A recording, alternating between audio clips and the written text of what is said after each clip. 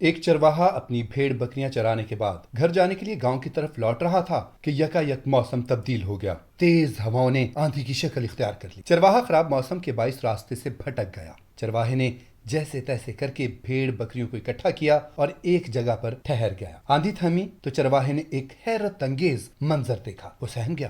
اسے کچھ سمجھ نہیں آ رہا تھا کہ یہ کیا ہے۔ خوفزدہ چرواہے نے اپنے سامنے موجود پہاڑیوں کو دیکھا جن سے آگ کے شعلے لپک رہے تھے۔ ناظرین، یہ قصہ محض کہانی نہیں ہے بلکہ تاریخ کا جیتا جاگتا باب ہے۔ اس سے پہلے کہ ہم آگے بڑھیں، آپ سے گزارش ہے کہ ہمارا چینل سبسکرائب کر دیں اور ساتھ موجود بیل آئیکن کو کلک کر دیں۔ ناظرین، بیان کردہ واقعہ 1950 کی دہائی کا ہے، جو کہ آذربائیجان کے دارالحکومت باکو کے قریب ضلع ایبشرون کے علاقے ینرداغ کا ہے۔ ینرداغ کے معنی آگ کے شعلوں سے بھڑکتی پہاڑی ہے۔ تاریخ دانوں کا کہنا ہے کہ 1600 سال پہلے ایک زلزلے کے باعث اس خطۂ زمین میں حیرت انگیز تبدیلیاں رونما ہوئیں اور ان پہاڑیوں سے گیس خارج ہونا شروع ہو گئی، جس سے باقاعدہ آگ بھڑک اٹھی۔ آگ کے شعلے پہاڑی کے نیچے کم و بیش 3 سے 10 میٹر چوڑی چٹانوں پر بھڑکتے ہیں۔ ان شعلوں کی بلندی بھی تقریباً اتنی ہی ہوتی ہے۔ یہ آگ جب سے لگی ہے آج تک بنا کسی تعطل کے بھڑک رہی ہے، نہ بجھی اور نہ ہی کم ہوئی۔ بارش ہو، آندھی آئے، طوفان آئے یا چاہے برف باری ہی کیوں نہ ہو جائے،